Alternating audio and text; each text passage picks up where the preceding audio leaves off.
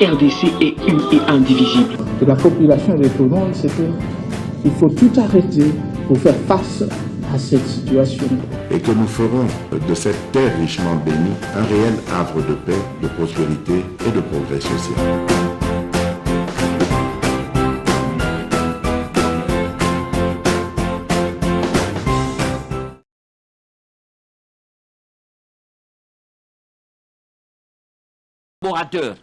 Il est le commandant suprême de nos forces armées de la République démocratique du Congo.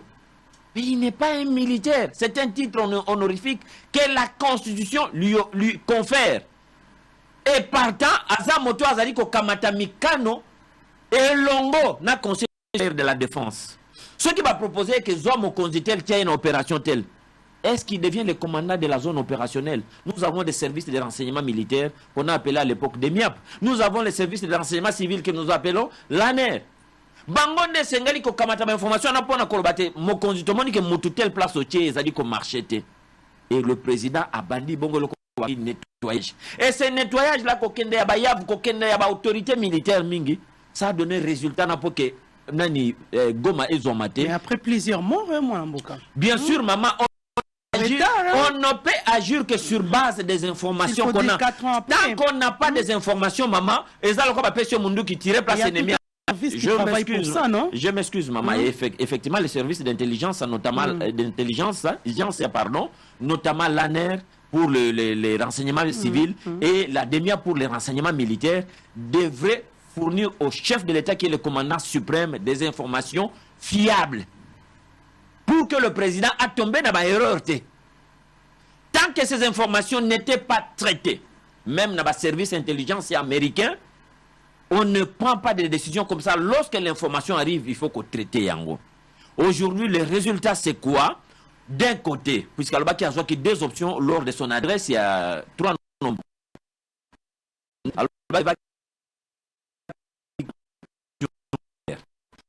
Sur le terrain, tous les deux options, mais l'une des options qui est beaucoup plus privilégiée par rapport à l'autre. Je vais dire ici, l'option diplomatique est beaucoup plus d'ampleur que l'option militaire, puisqu'on ne voulait pas vraiment se battre, puisque tout on peut trouver une solution à niveau de la diplomatie. Mais lorsque nous avons trouvé que la diplomatie a fait ses preuves, c'est comme ça que le président a commencé à frapper. Comment on appelle ça? Namakambo etali kishishe. Bobi cause nini memi liwa wanate? Et memi pona nini? Un général armé RDF si vous voulez bien, force de défense rwandaise à Koufaki. Quelques colonels n'a beaucoup des hommes de troupes. Babumaki bango na bare maïma yubia ma milice na. Yali li solo a polyclote hein. Mama tikanga ingana na ibisa o ngana zana ngolo l'information. Nakanda wana nde Bertrand Bissimo a ça qui déclaration. Bertrand Bissimo c'est qui? C'est le président, il y a branche politique, il y a M23. Et ils sont descendus. Moi les informations que je te donne ici, nazu yango nanzela ya société civile ya Nord Kivu. Nakanda na bango balobi ke no population wana ezali na ba mai. Ils ont tué yo lobi wa 150 non. Ils sont près de 300. Ba Koufi. Na lobby bien. Non.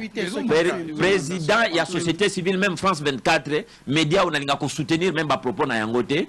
À lobby yango, nous sommes dans les 300. Près de 300 morts. Dans le français yango bien. Près de 300 morts. Et le ministre Julien Paluku, à Salaki Speech dernièrement, il a parlé de 300 morts puisqu'il est originaire du Nord Kivu. A Yebani très bien à Bakambi, à société civile, à Lobaki, a précisé qu'ils allaient 300. Yango Moni Nanzela, Yango Wana, Oyo Mokonzi Yamboka, a décrété qu'il est national. Loba, tel qu'ils allaient chèque, Makambo et l'équipe na Yoro. Pour arrêter Yangote, tous allez une option militaire, tous allez Kokoba, mais tous allez pas une option diplomatique. Si la négociation, Oyo Ngai personnellement n'a tika la ko soutenir te. Ezala ya Luanda. Ezala ya Nairobi 1. Tope Nairobi 2, to Nairobi Misatu, puisque na Ikolbake, on est en train de nous tourner en bourrique. Puisque dans Luanda, et le baki qui est Kokota, en vigueur le vendredi à 18h. Depuis vendredi, ça fait maintenant 2 semaines, mais nous avons vu les M23 avançaient sur le terrain et tuaient même près de 300 personnes. Moi, je ne soutiens jamais ça. Oyeuti Kobima, je m'excuse, pardon. Oyeuti Kobima, Namboka Nairobi, avec l'ancien président Uhuru Kenyatta, l'ancien président Kenya, Nazali Kozwayango n'a pas fourché Tebele. Le problème, c'est quoi? Ce sont des résolutions, c'est une feuille de route qui vient d'être signée. Nakati ya Kolobawana, tope nakati ya dialogue wana, M23 a été exclu. Mais le M23 n'est pas le seul mouvement. Il y a rébellion, il y a étranger, tope ya terroriste, n'engende kwa lobi, Félix a bengi bango, ba mouvement terroriste. Ngai pe nazali ko benga bango mouvement terroriste, puisque modus operandi na bango, eza ba terroristes, ce ne sont pas des êtres normaux. On va dire que gorger même des paisibles citoyens, des paisibles populations, bazali ko boma bango, et zali bongo ba terroristes, ce sont pas des êtres normaux, puisque aucun okuta bango kuna, okuta même na ba Somaliens bazali, okuta ba Érythréens bazali, na ba vidéo tozali komona, tozali ko kuta na bongo na ba l'opposition ezali ya bisoté. Donc ezali ba mouvement mercenaire, Kagame est prêt à tout. Et il faut dire que ici le M23 est soutenu par les multinationales, si vous voulez bien, la communauté internationale. Le député Botenga, je crois que c'est comme ça qu'on prononce, Marc Botenga, Oyazali député européen, Aleki. Alaki, hypocrisie à la communauté internationale face à la situation dans la République démocratique du Congo. Le président de la République démocratique du Congo, c'est qui est Congo qui a voyagé à Kakenda Kazongaka. Aujourd'hui, je pense que face, il y a Nairobi, nous devons mettre de l'eau dans notre vin. Soutenir Yango, mais peut plaider pour l'applicabilité na Yango. Et Zalaka Kaba papier comment na mikandate, et pardon malobe comment na mikandate, mais tu ba sale la Yango. M23 nakoyoko ya lobby. Nakoyoka oye loba mikuna.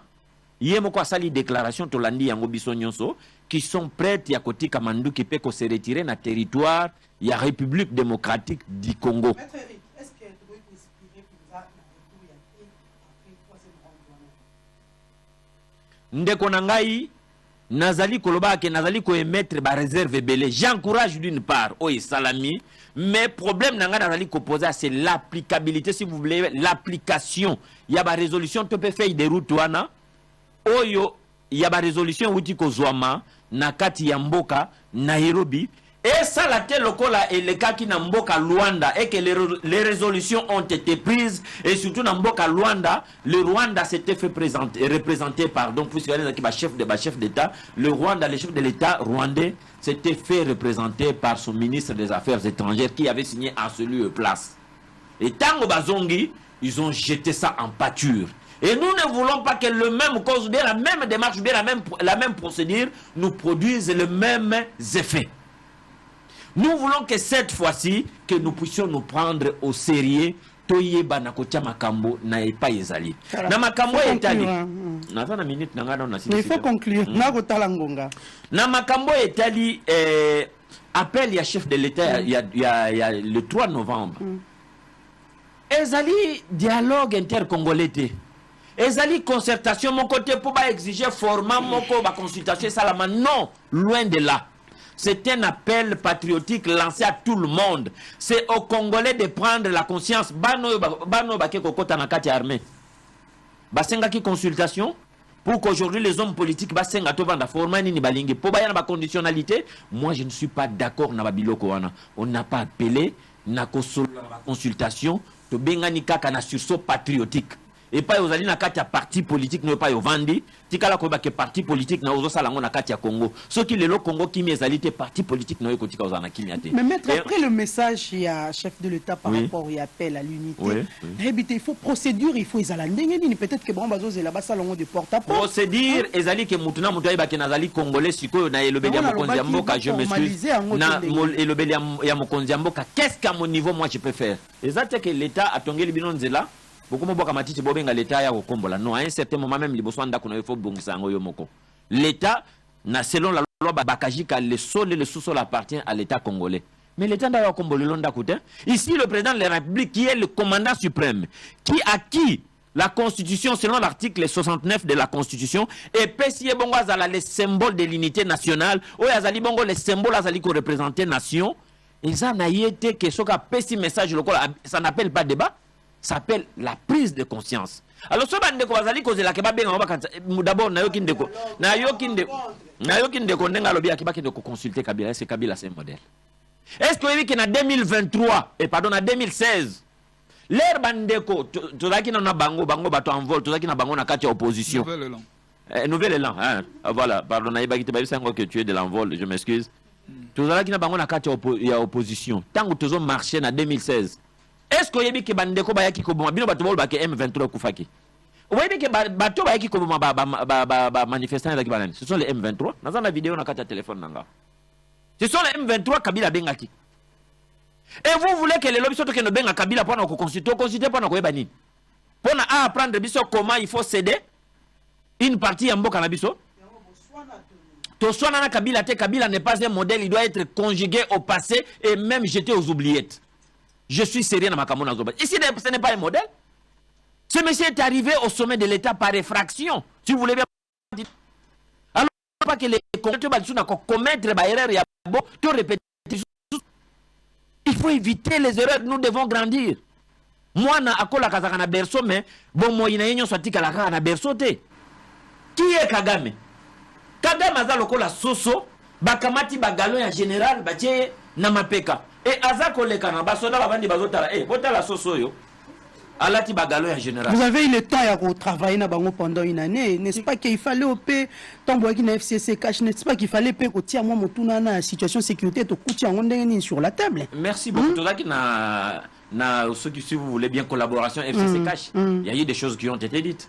Mais, comme tout le monde qui est de l'autre côté, il n'y avait pas la bonne foi. Transparence, c'est la quitté. Alors, nous avons la personne de Kagame, où il y a une commissaire la superstar. Aza Soso Balati Bagalon et général. Et tant que les Lekana, Basoda, capitaine, colonel, batali, oh. Bota la Soso yo, Alati ba pété à général. Moutako kati la elo pété à zate. Kaka bande kone ba Soso ne ba remarqué, likolo ya mapeka ya ndeko na biso Soso, biloko moko mabende moko ezali kokati na bagalon ya général.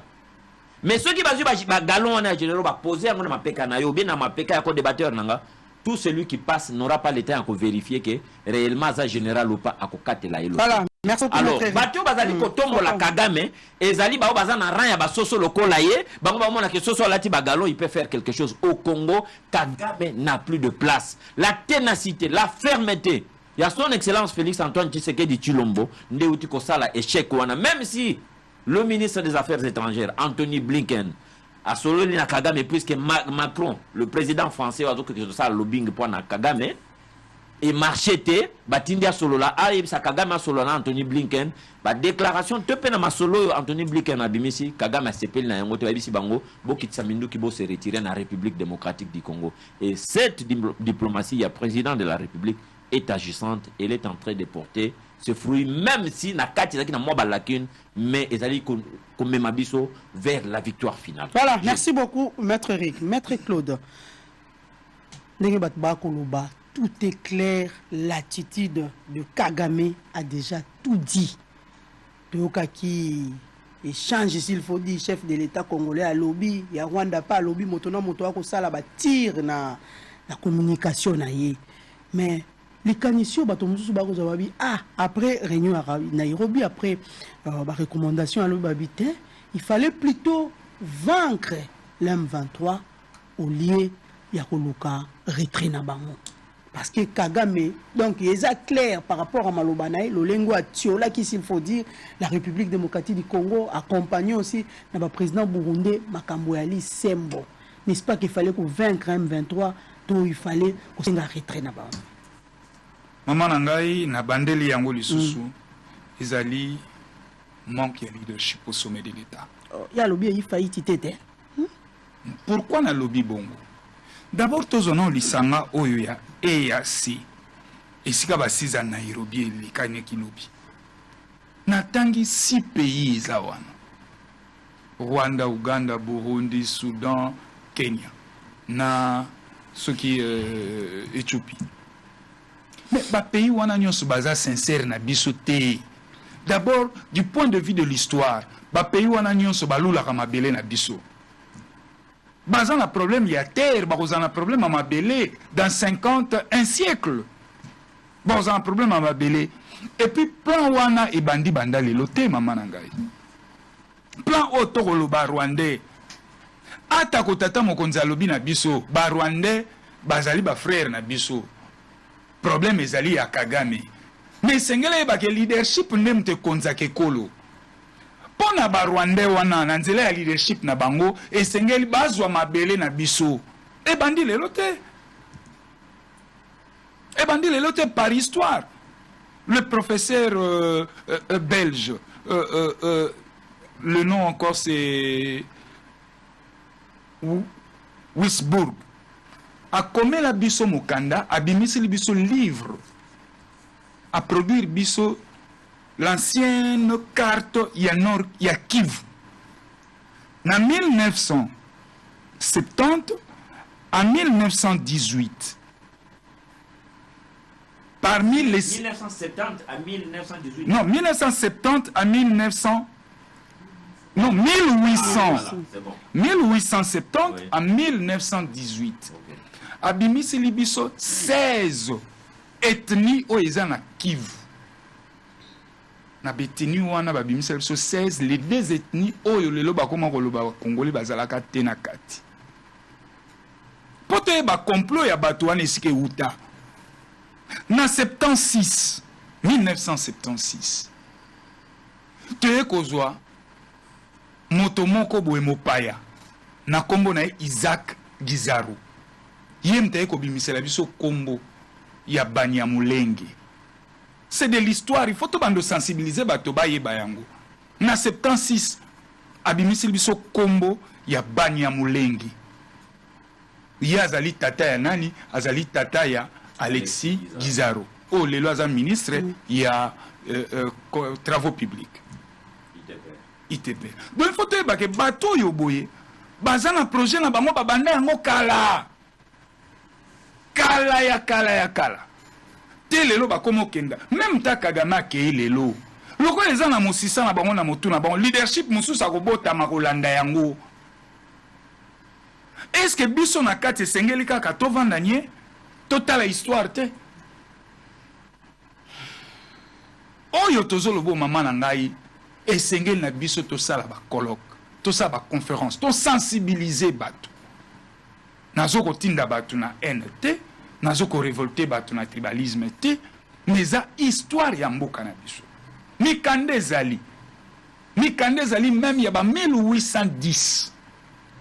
Oyo ba noko bakoma. Batsalela biso Congo na biso ndenge bazwaka ya. Bongo lelo to kokoma to boite naturalisation eza nango normal.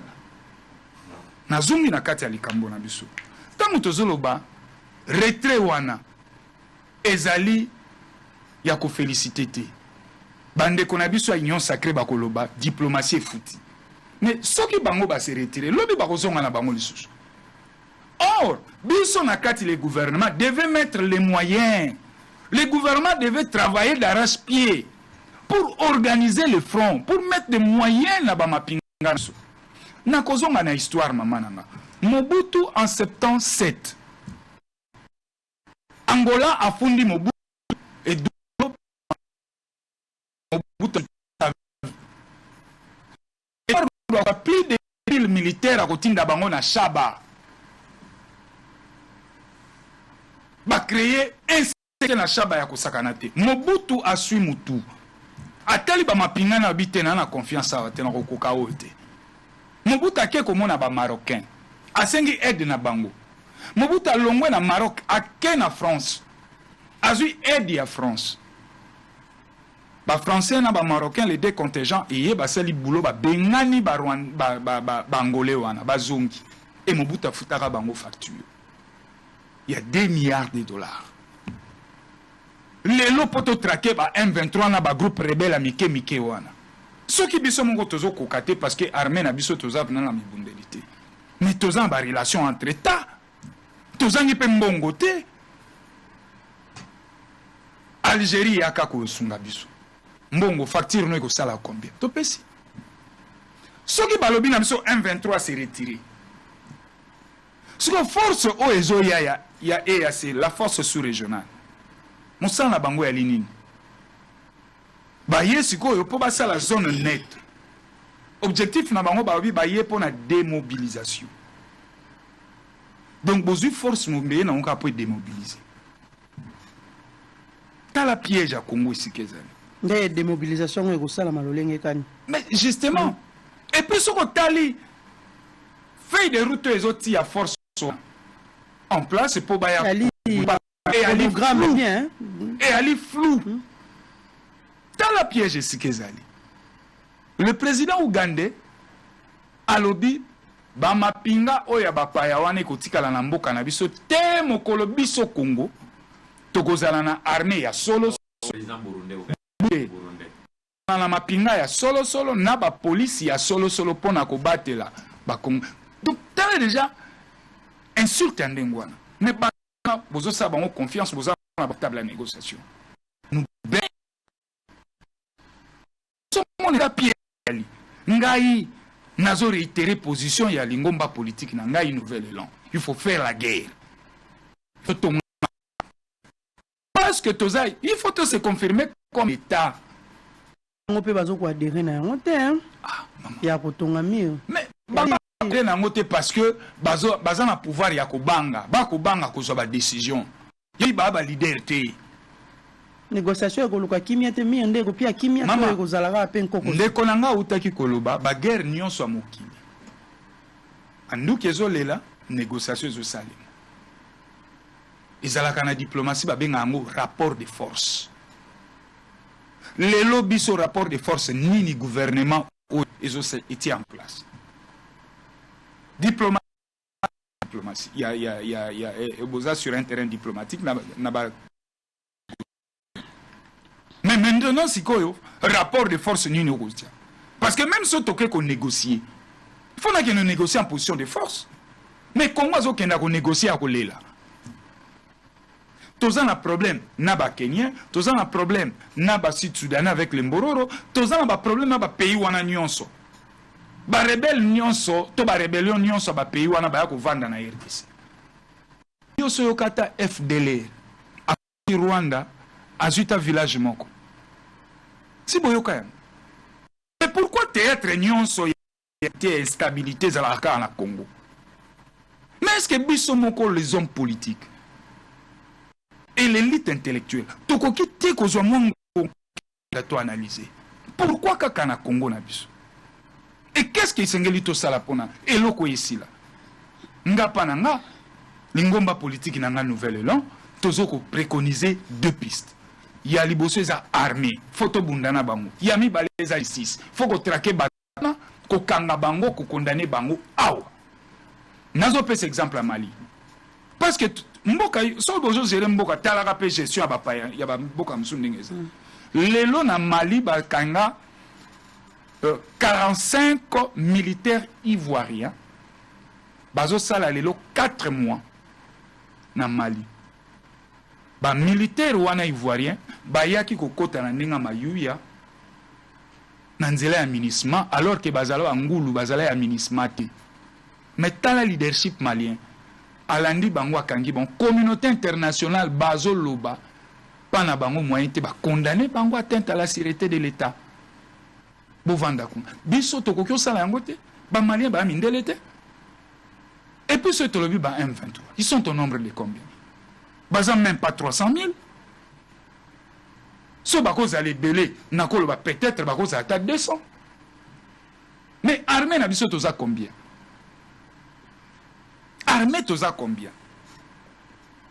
Et l'air to moni bongo tata mokonza lobaka na biso état major fait que ni le pekisaka ti état major kuna na est ni pekisaka et l'air to lobaka mona mboka chilombo alobaka ka na sensationnel l'air ko makasa la sala raté 3 ans 4 ans yango tozoken atinda état major kuna na est atinda te or na minute l'air o moni ba compatriote mabango ndre ba mpesa c'est nanga bona lata pouvoir wana ngamu kona lata yango na loba yango clairement que Fachi à l'opposition ayebaka ne mboka tendenge zala voilà notre ngoma tena cité parce que soka yeki mboka kaneza yena biso na opposition to banda lobaka ka adwani za kabila guerre wana za kabila mais ya yebaka te l'air azokota na bokonzi akoya na kisi nini po guerre wana esila remède nini akoya nango po guerre wana esila lelo akomi na bokonzi mwana mboka Eric Autikolo bango tout à l'heure qui akutaki pe ba accord ebele Fachi akutaki ma Fachi lera ye akuti ba accord ye moko pe aye liso alandeli ba accord yango sous Fachi 2019 le 11 et le 12 juillet 2019 le feuille de route signama rapatriement ba M23 sous Fachi Mikande Ali. Le 20 novembre 2020, le patron a suivi un mécanisme d'accord cadre d'Addis Abeba, Claude Ibalanki. Mais à comment Mokanda, à comment l'auditeur général à FRDC, objet à Mokanda, on a retrait des mandats d'arrêt contre les ex-combattants M23. Et fait des routes qui annexées à Mokanda. Parce que M23 est cantonné à Kigali. Wana soto lo bangoni. Kabila. Wana eza na 2019, na 2020. Tata Mokonzi certes na gestion na ye, a sa libérer. Mais nga na ko senga na Tata Mokonzi sincérité na biso ba Kongomani. Eza ya bato. Lero sa libérer moto. Même ko lo bana biso ngote de manière. Mais talisa biso sincère na biso. Mama na nga le Kongo nyonso tozoko na ba marche na nzela ya appel ya Tata Mokonzi ekolo mais gouvernement ni na osala comme percussion na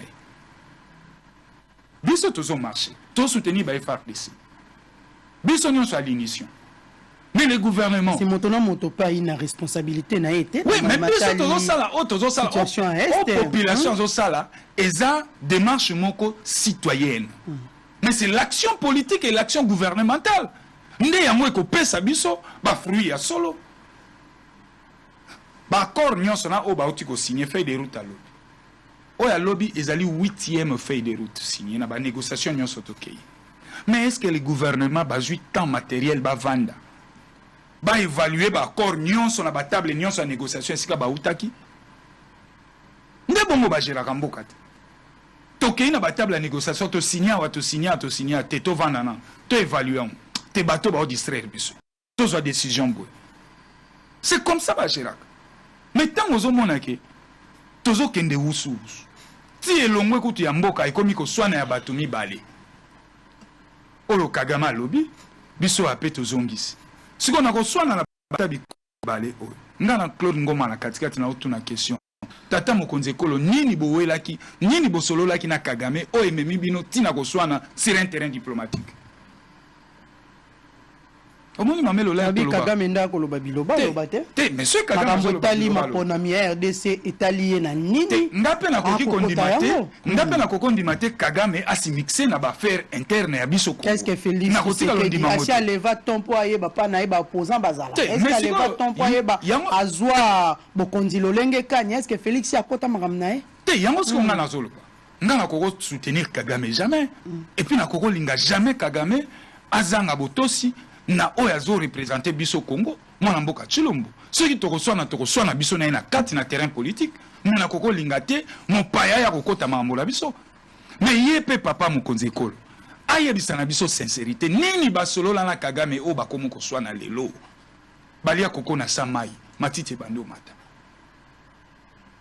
nini basolola moi flou ali na kati mais justement tanga communiqué ya gouvernement rwandais. Il y a le 30 novembre 2022. Na kati ya communiqué officiel wana signé par le premier ministre rwandais, Basengi na parti RD a engagé. Et quels sont ces engagements?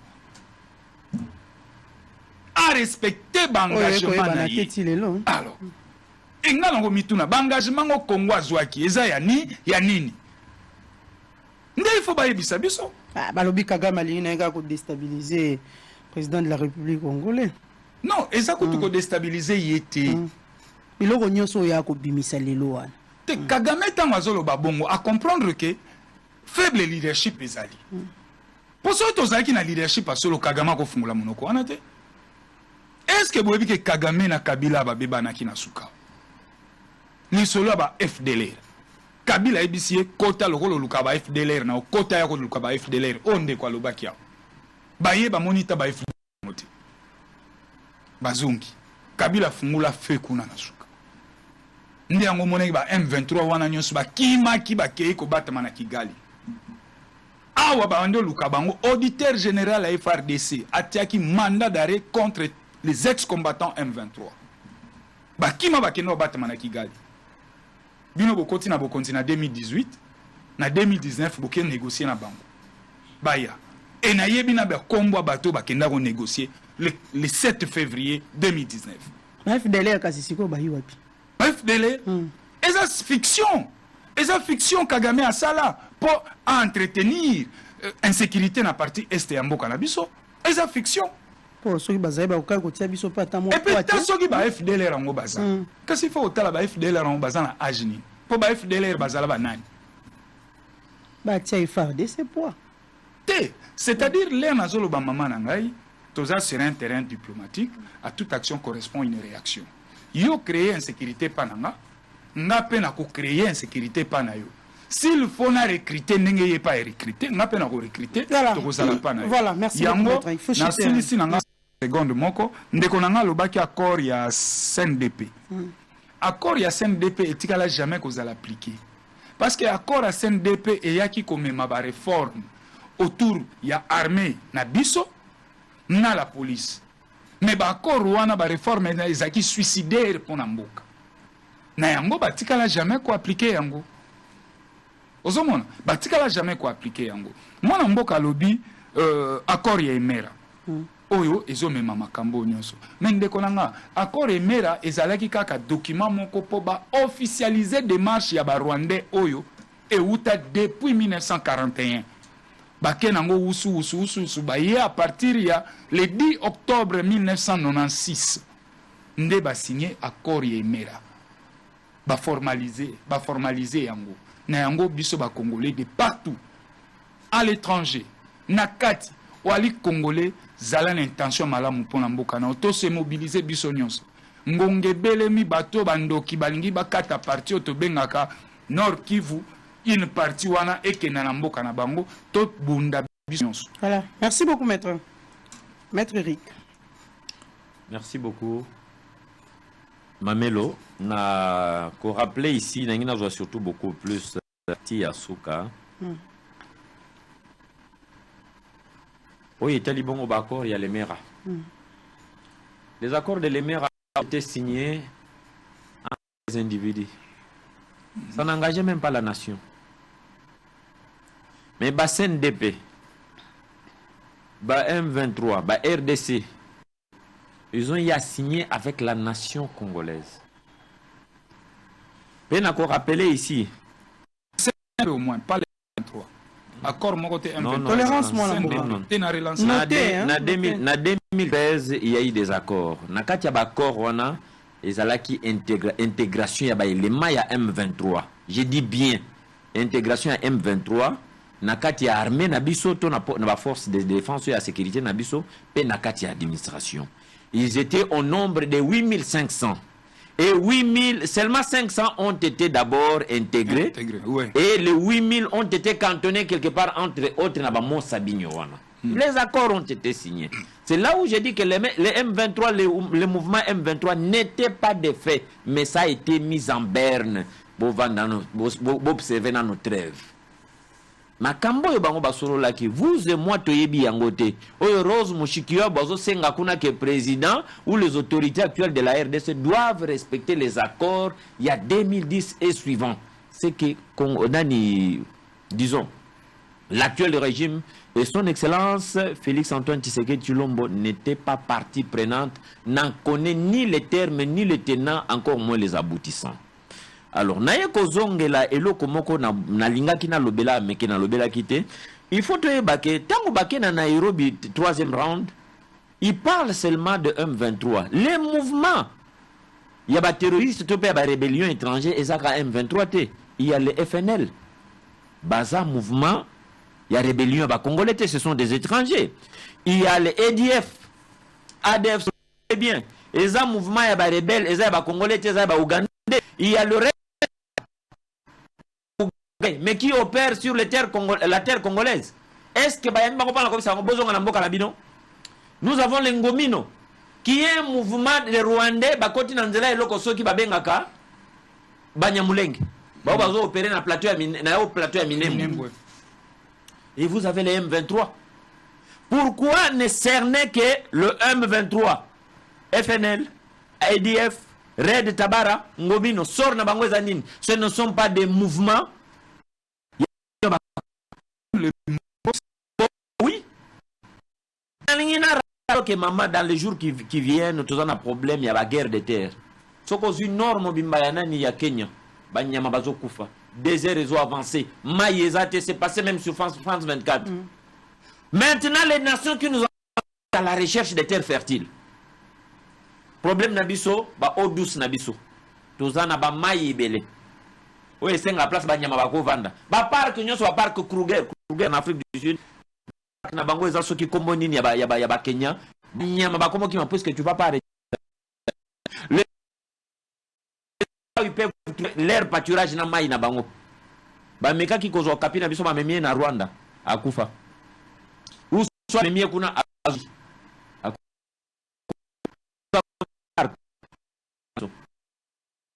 neuf oui. On dit que le tellement. Le régime a triste mémoire, il y a Kabila. Alors, l'autre point, on de quoi lobby option militaire. Puisque Nalina a ramassé un peu na oignon sur lobby option militaire. Moi, j'ai toujours été pour l'option militaire. Au moins, mon toit, c'est Maraminduki. Ayo kaka langage ya Minduki, ayo ka langage mususute. Tangu na 2006, nani Jean-Pierre Bemba zaki makasi na Minduki yao. Kabila kwa poussa na pene na été, mais quand Kabila a réussi à le faire neutraliser, a comment ça même Jean-Pierre Bemba soki aya kota na Gombe avant daté. Mais ce n'est pas le même comportement que Kabila kwa za na Bemba ya Jean na Jean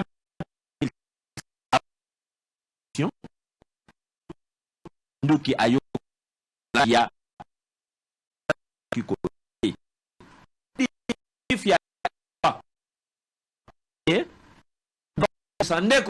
c'est une mauvaise lecture. Premièrement, comme c'est que M23, baza congolais. Et Zali ba effectif, il y a armée rwandaise nde Kotiawa.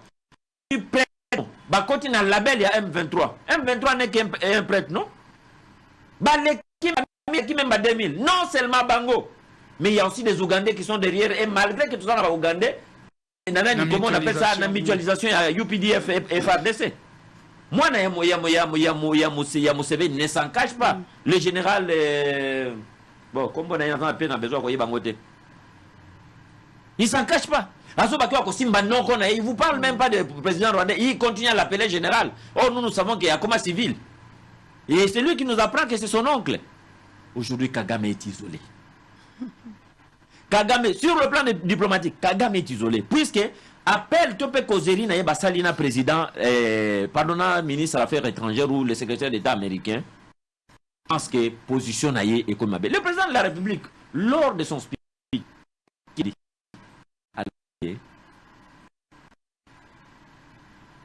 Rwanda, baza ennemi na biso.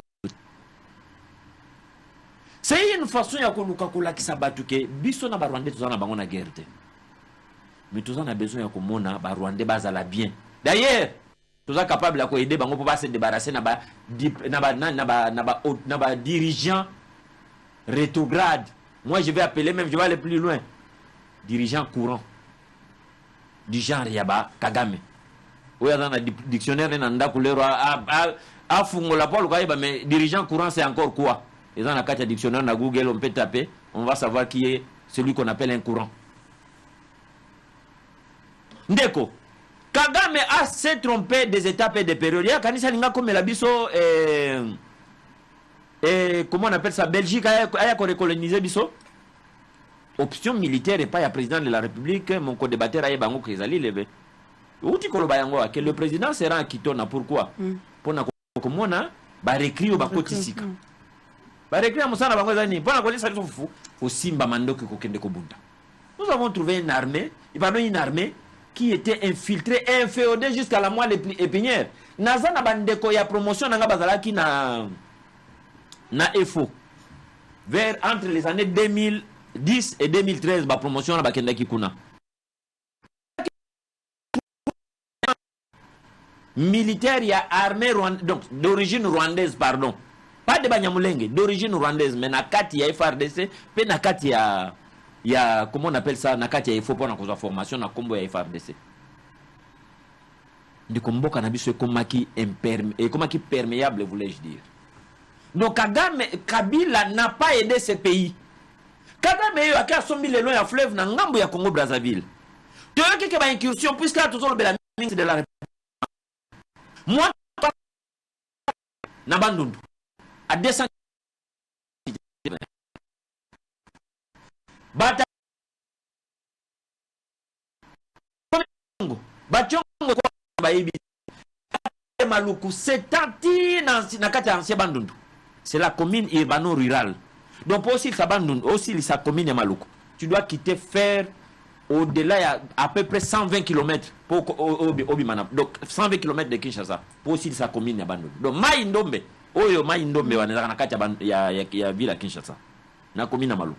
Grand Libulu, ezaka na kati ya nani ya comment on appelle ça?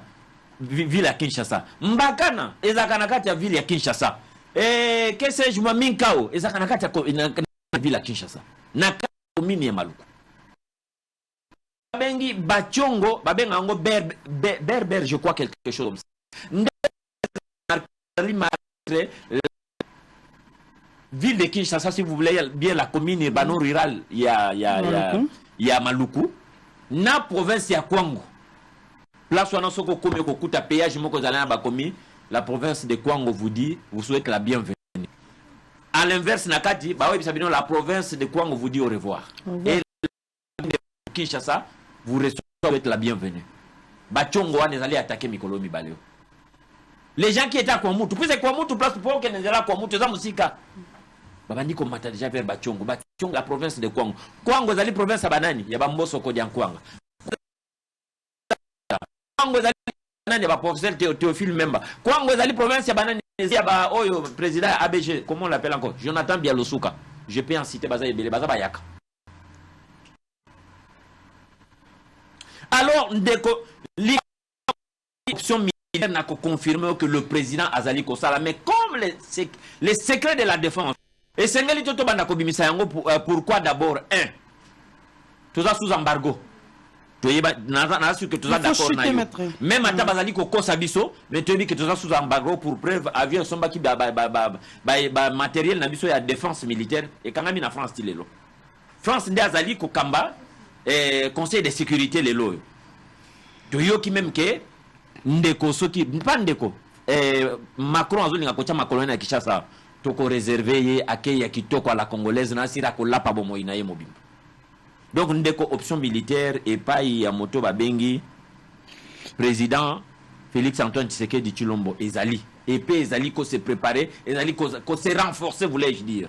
Donc bah élément on va recruter ezaka kana kitona te même na ba province na sud Kivu nord Kivu dans les Katanga ba centre de recrutement ezali ebele président Lobaki yango et ba lancer ba opération ba congolais oyo bazali na âge ko kende ko sala armée ba koti ebele il faut ko équiper bango il faut ko sombela bango minduki il faut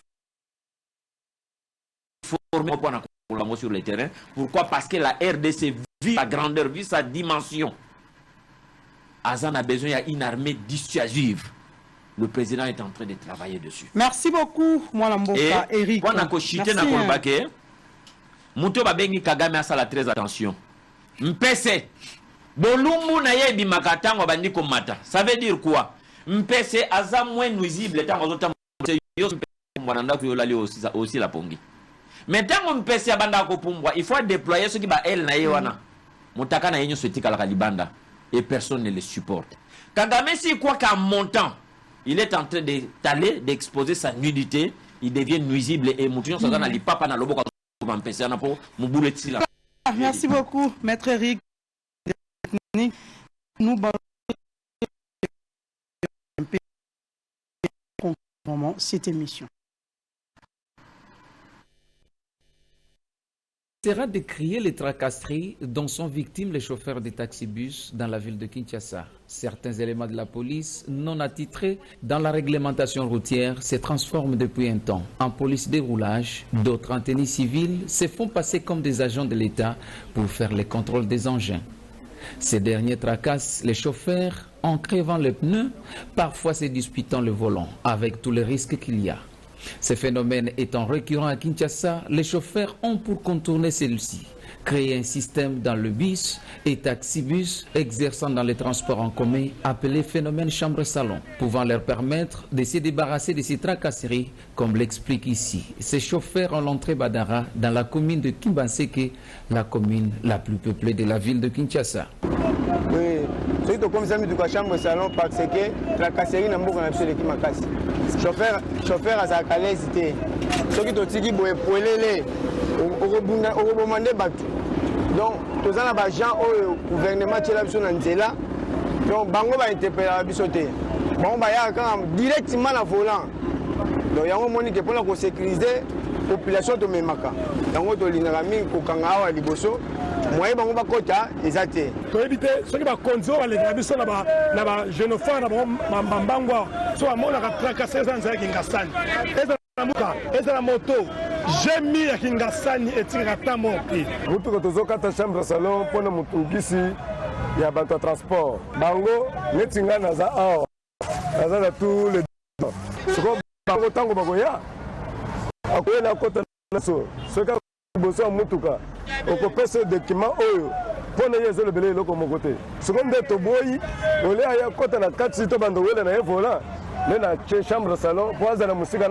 Toutefois, lors de son passage à l'émission Bossolona Politique, le général Sylvano Kasongo avait recommandé à certains éléments de la police de respecter leur mission, parole qui reste encore une lettre morte.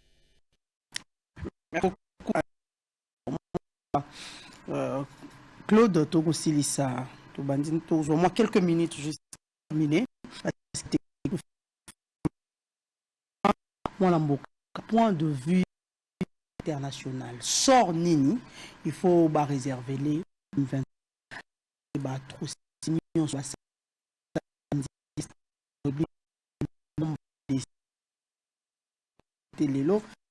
massacre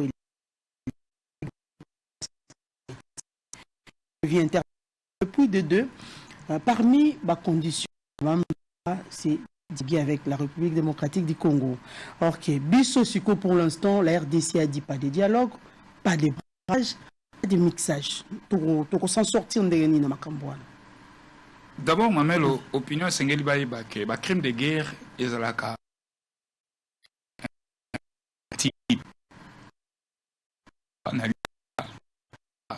crime ouana. T'as 100 ans au Sambisa. Ezalaka te na période moko boete c'est le qui c'est sali 5 ans et le qui te etika la kase kona seko ya on to benga ngo eza imprescriptible. Donc un jour to ko brast il faut to traquer bango ka basamba. Ba famille o baza ba déplacer faut ba obtenir ba réparation. Et nyonso ne ko salema na bokasi ya gouvernement.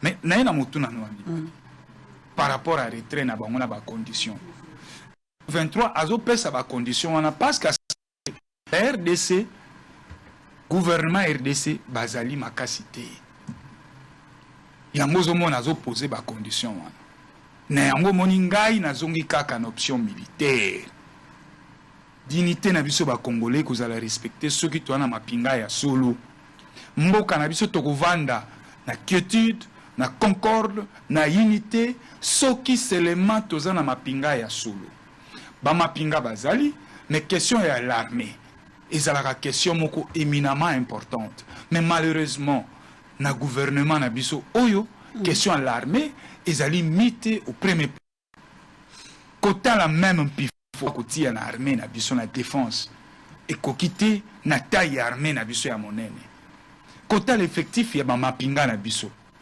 il y a 120 000 hommes et ali moké photo comme en effectif il y a 5 000 hommes pour s'affirmer comme un état pour tout simba souveraineté na biso na maboko mais nyonso ane koleka na nzela ya ba recrutement nini c'est vrai au pe ba jeune ba keye za pe recrutement mais au ba rôler ba soldat bongo bo officier to kozwaka bango wapi gouvernement et sengeli na ati en place bourse oyo ba jeune nyonso basilisi ba diplôme basilisi ba examen d'état bazana ba diplôme batindi bango na école militaire ya minene kokenda même na université na ba université na biso kozwa même ba étudiant au bazana terminal kotinda bango na ba grandes écoles militaires nde bongo nde tokoyeba kotonga armée na biso na ba recrutement oyo tokosala ote toko recruter ba soldats mais officier ba ko utabi so tolobi toza infiltré mais comment faire pour que infiltration te réduire influence nango de manière sensible. D'où nous devons penser maintenant, il y a des cadres dans la armée, le médecin, les docteurs, kokende na polytechnique, ista izaliao. Kokamata bande konabiso wana nyonso ba compatriotes wana nyonso bana na biso kotinda bango na mikili ya libanda. Le gouvernement doit mettre des moyens suffisants pour que toko kako développer au toko benga na mikolezo ya industrie militaire. 26 provinces poto batela makimia to batela bakongomani na biso pour imposer l'autorité de l'État sur toute l'étendue de la République. Nous devons avoir 26 bases militaires. Maman nanga la zoe bisayo nga na tamboli mwa Congo mingi soki Congo yo to vanda ka boye salaka Congo ezaka na mawanzambe ozana ba province mususu FRDC alité na ba territoire mususu FRDC azali te na tamboli yango mingi na ozomona ke frontière yango yo neti na frontière RDC na Angola na territoire ya Kimvula. Territoire ya Kimvula aza frontalier na province ya Ouij na Angola. Toza na 9 wenze ba couloir humanitaire ya ba wenze eza 9 na uti kuna ngamoko eza à peine 8 km 8 j'espère 8 km na Angola mais na ke kosolo na administrateur du territoire ya Kimvula ayambinga bandi na bureau na ebia na bandi ko tuna ba question pona kene na cadre ba recherche na ngai na bine me bovanda kandengeni na bande ko na biso ya Angola. Est-ce que moi qui habite to vanda bien d'ailleurs tozana ba wenze et salamaka de part et d'autre na bi me biso na mboko wana pe kuna non yo salama nanga ba bakati ba kei donc juste ba wenze wana ba wenze na tuni mais service na biso immigration zanden abi awa na ba frontière na biso ya Kimvula immigration ezate DGM yati abinde izalaka na ngambu ya Angola DGM na bango ezali pa na biso DGM ezate nabi me bongo awa boye soki bangolais ba koti incursion Salem to sala ndenge nini awa zana ba mapinga te abi awa biso to wana ba soldat FRD sazate alobi na ngatala bureau na bango ezaki kuna baza ko vanda kuna chaque fois mais balongwa bazonga matadi nabi nani rappelé ki bango na matadi abi na koma na lemba awa tozaka na effectif muke ya police wana na peso ka Kimvula ndenge moko bakota lu mingi oyebi ke nazalaki ate constat amer yango nanobi mais mboko nini tokozi kikozala bo donc esengeli na biso dans les jours à venir tosala ba recrutement ya solo to développer industrie militaire ekoka kozala na 26 province aza na base militaire na ye pona nini nkita o toza nango badongolo miso bakotika biso kimia te bakobundisaka biso ka po bomengo nyonso ya mokili eza na biso na Congo.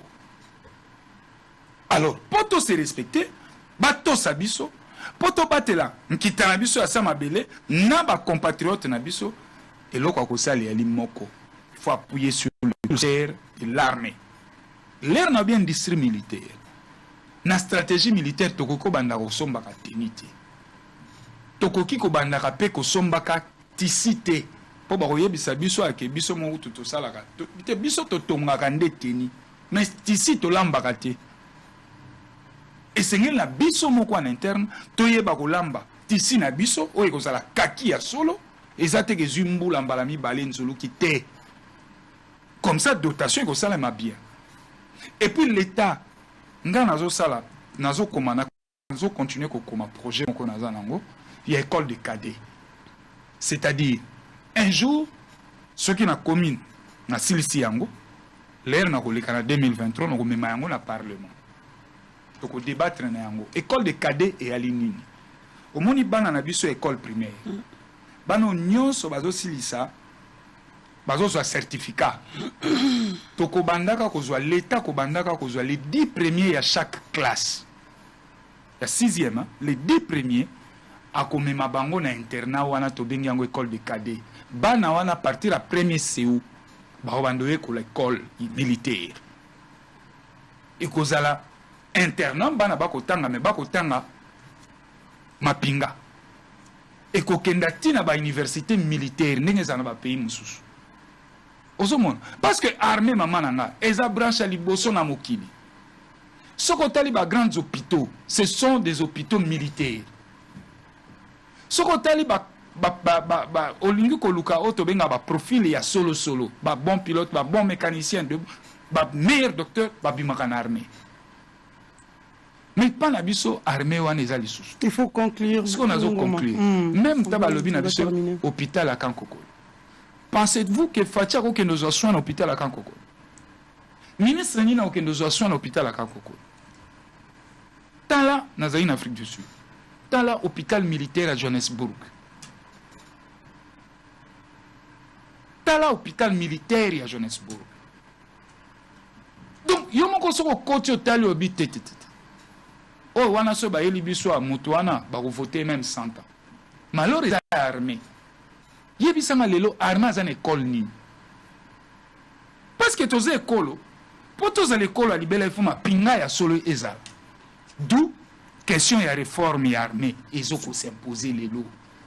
Nous devons réformer notre armée à fond. Réforme na lobango et komemela biso. Audit ya armée na biso. Après audit et permettre biso to assainir armée na biso. Après assainissement et armée na biso to yamna auto bengaka recrutement et formation. Voilà, merci beaucoup maître. Je pense, j'ai dit. Merci beaucoup. Maître Eric, on va clôturer avec vous. Merci beaucoup. Nous que le président de la République, son Excellence Félix Antoine Tshisekedi Tshilombo, tient à l'option et surtout à mettre en place une armée dissuasive. Au-delà, il y a recrutement au Awawa. Nakoyebi sape que tango mokonzi mboka aye akuti budget zaki alloué na armée congolaise, zaki à 150 millions de dollars. Lelo oyo budget ya armée congolaise est comme à 1 milliard de dollars même plus.